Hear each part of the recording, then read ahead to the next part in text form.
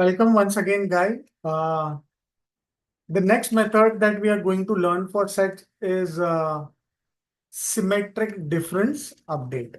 Now, this is similar to symmetric difference, which we have seen in a previous video. But in a previous video, we can see that symmetric difference method creates a new set altogether. However, symmetric difference update method will modify your original set itself. So there is no difference in the output as such. The only difference is that symmetric difference update modifies the original set. There is no new set which is created, which we have seen in our original video for symmetric difference. Yeah, here we can see there is a new set being created, whereas in symmetric difference update, there is no new set being created. So this is usually used to modify a set by removing elements that are common to both the sets and inserting elements that are exclusive to other set. Now it updates the set calling the method with the symmetric difference of itself on another set.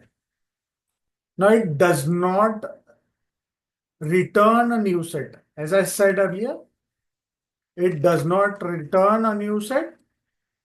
It just updates the original set. Yes, let's try to understand the syntax first and then we'll quickly jump onto the example. So you have the set name, which is the original set name. Yeah. Then we have this method, and then we have the set that has to be updated. Yeah, same way it has only one set that has to be passed on to the method. Yeah. So this method accepts another set or any iterable or elements. Yes. Which has to be compared with the original set. Okay. So there's no return value. It only updates the original set. So let's quickly see a basic example on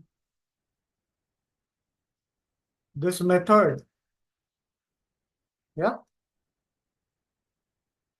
So I have this original set, my set, which is 1, 2, 3, 4, 5. Again, the same examples we are taking.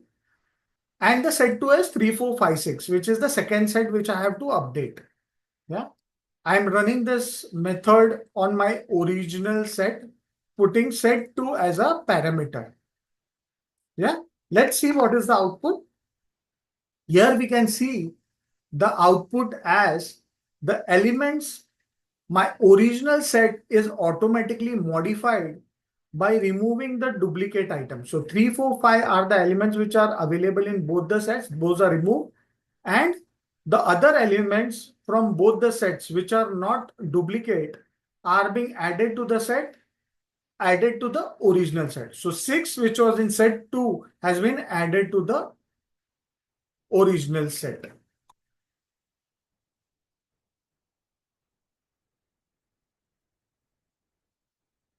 Same way, if we pass on empty set using the symmetric difference method, yeah, I'm trying to put an empty set. Yeah, you can write it this way, or you have set and the parenthesis. Yeah, since the second set does not have any elements, it will give me the original set. So that is what I'm expecting. Yeah, because there is nothing to be modified or removed from the set because there is nothing in the second set as such. Suppose I have the same elements in both the sets. Yeah. So if same elements are available in both the sets, then empty set is the output. Yeah. Let's see if I'm right or wrong. Yes. I have this, my original set 1, 2, 3, 4, 5, and I am adding another set that is set to 1, 2, 3, 4, 5, which is again the same values that I had earlier. Yeah. And we are running the method.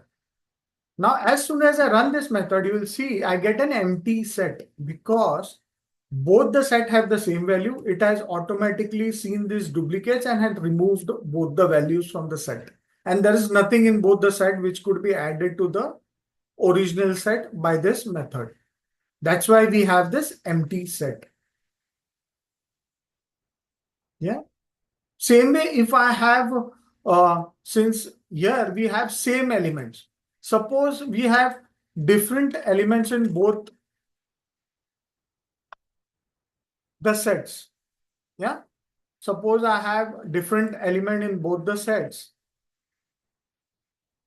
Then it should give me a combination of both the sets.